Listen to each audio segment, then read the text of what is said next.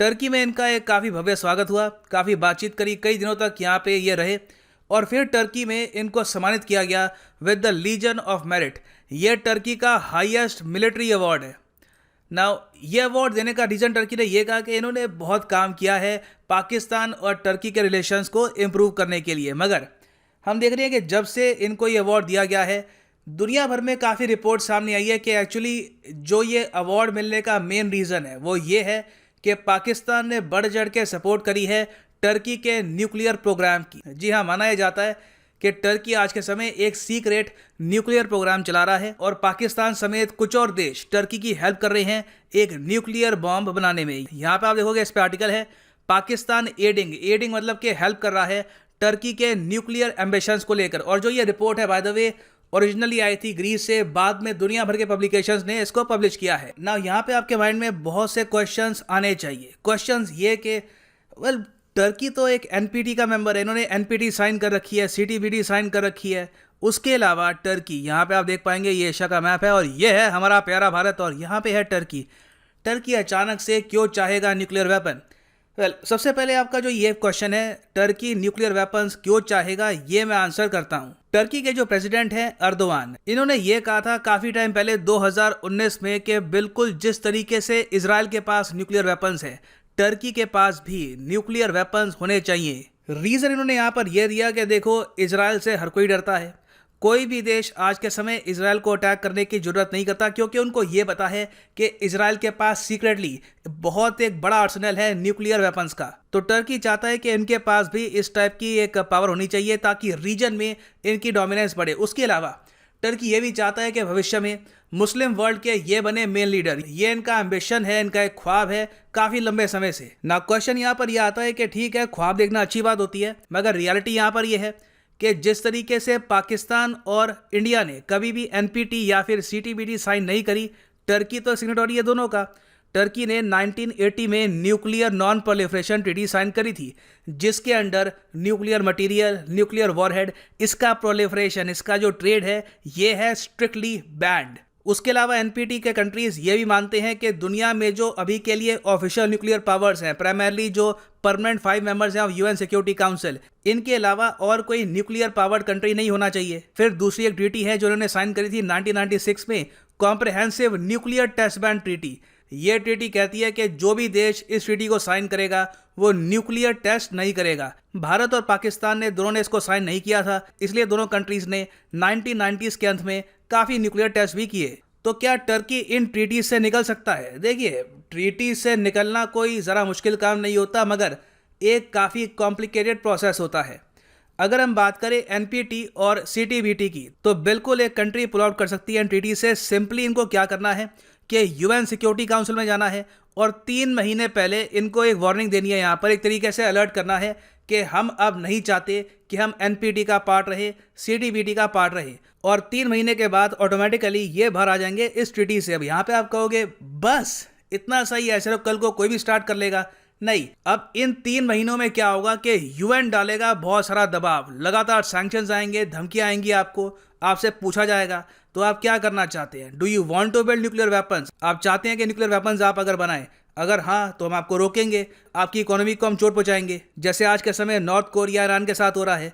FATF की black list और दुनिया भर के सैंक्शंस ये सब इम्पोज किए जाएंगे ना। अगला क्वेश्चन यहाँ पे आपका ये हो सकता है कि ऑल राइट, तो काफ़ी स्केरी है, आज तक किसी कंट्री ने ये एनपीटी साइन करके विड्रॉ किया है? तो इसका आंसर है हाँ, बिल्कुल, one and only country in the world, north Korea. North Korea एक टाइम पे एनपीटी का सिग्नेटरी था, बाद में उन्होंने यूएन सिक्योरिटी काउंसिल को बोलकर 1993 में विड्रॉ कर लिया इस ट्रीटी से। और नॉर्थ कोरिया का जो विड्रॉल है, इसको माना जाता है जियोपॉलिटिक्स की ग्रेट कॉमेडीज। इन्होंने बहुत आश्वासन दिए कि देखिए हम कभी भी खुद का न्यूक्लियर वेपन नहीं बनाएंगे, हमारे कोई यहाँ पर ख़राब इंटेंशन नहीं है। यहाँ पे आप देखोगे ये आर्टिकल है 18 साल पहले का, यहाँ पे प्योंगयांग कह रहा है कि नहीं नहीं, हमारा कोई प्लान नहीं है न्यूक्लियर वेपन्स बनाने का, हम तो बस we just don't feel like being part of this treaty.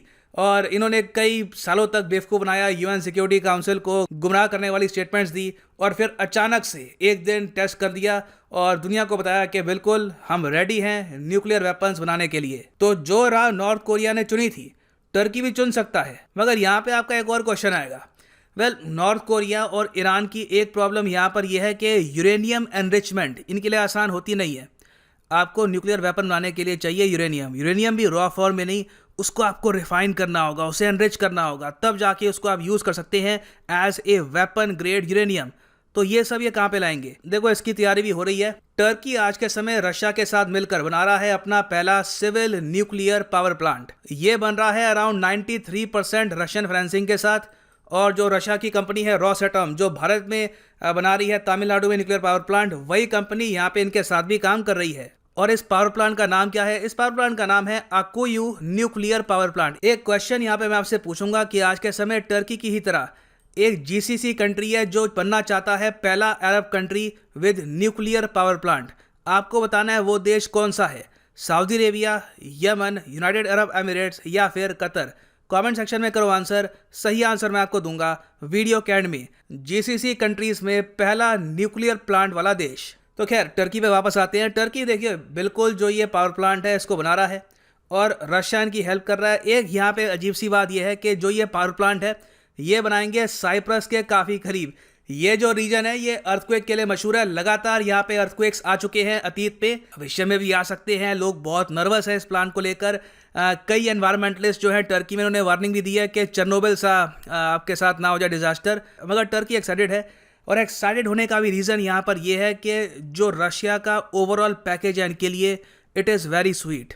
Russia ने यहाँ पर यह भी कहा है कि हम आपके यहाँ यूरेनियम को रिफाइन करने के सेंटर भी बना देंगे, क्योंकि रशिया ने सिंपली यहाँ पर यह कहा है कि देखिए, अगर आपके पास एक न्यूक्लियर पावर प्लांट आएगा तो ऑब्वियसली आपको वहाँ पे फ्यूल के लिए रिफाइंड यूरेनियम चाहिए होगा। तो बिल्कुल हम आपके लिए सेंटर बना देंगे वहाँ पे यूरेनियम खुद रिफाइन करना। टर्की के साइंटिस्ट के ऊपर है कि यूरेनियम रिफाइन कैसे करते हैं, इस पर वो थोड़ी सी और रिसर्च करे और वेपन्स ग्रेड यूरेनियम भविष्य में ये तैयार कर ले।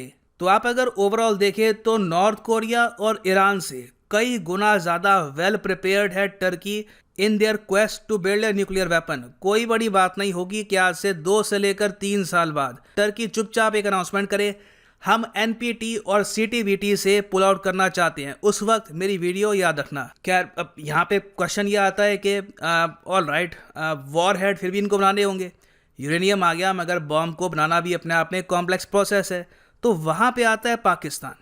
पाकिस्तान की स्पेशलिटी है न्यूक्लियर प्रोलिफरेशन। पाकिस्तान का एक बहुत ही ज़रा खराब, शर्मनाक, मैं एक्चुअली यहाँ पे वर्ड यूज़ करना चाहूँगा, शर्मनाक ट्रैक रिकॉर्ड है न्यूक्लियर प्रोलिफरेशन को लेकर। और ऐसा नहीं है कि ये मैं कह रहा हूँ बिना किसी रीज़न के। आप सबको पता होगा अबाउट डॉक्टर अब्दुल कादिर खान। इनको कहा जाता है the father of Pakistani nuclear bomb.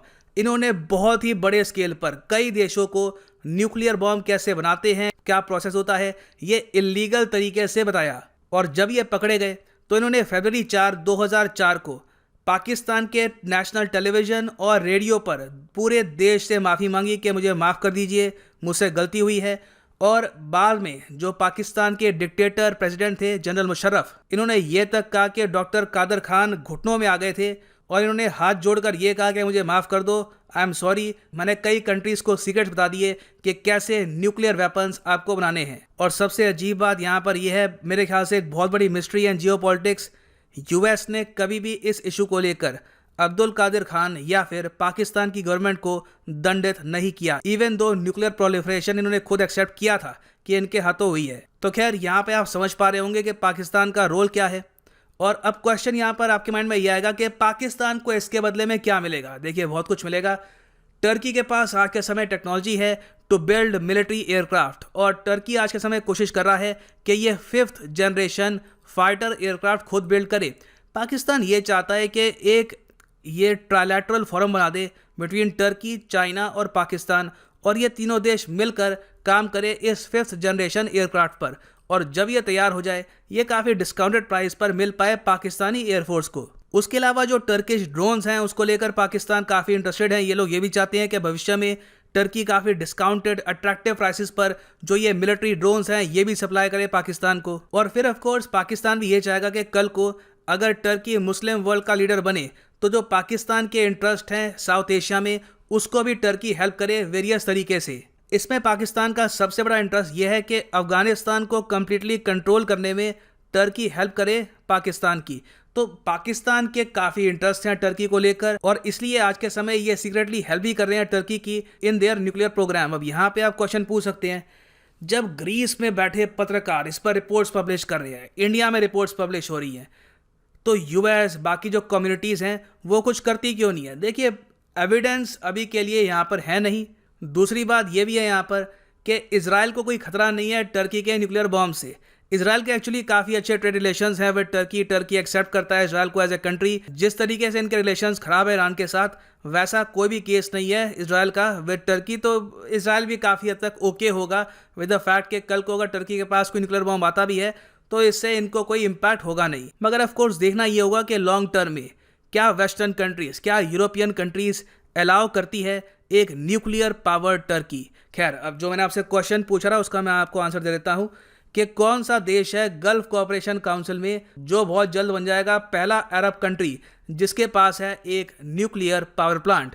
तो सही उत्तर यहाँ पे है यूनाइटेड अरब एमिरेट्स। जी हाँ, यूएई में बन रहा है यहाँ पर इस रीजन का सबसे पहला न्यूक्लियर पावर प्लांट। और फाइनली यहाँ पे मैं ये भी ऐड करना चाहूँगा कि आप किसी भी एग्जाम के लिए प्रिपेयर कर रहे हैं, whether it is SSC, railways, MPPSC, IIT, GATE, any examination, आप परचेज कर सकते हैं अनअकैडमी के कोर्सेज। सिंपली जाओ unacademy.com पे या फिर अनअकैडमी की ऐप पर क्लिक करो एग्जाम पे, और जो ये ओरिजिनल प्राइस है, don't pay this price, never पे दिस प्राइस, ये पे मत कर देना। यूज करो कोड PD10 और आपको मिलेगा discounted price after using the code PD10। So use the code PD10 and save money because PD10 means discount.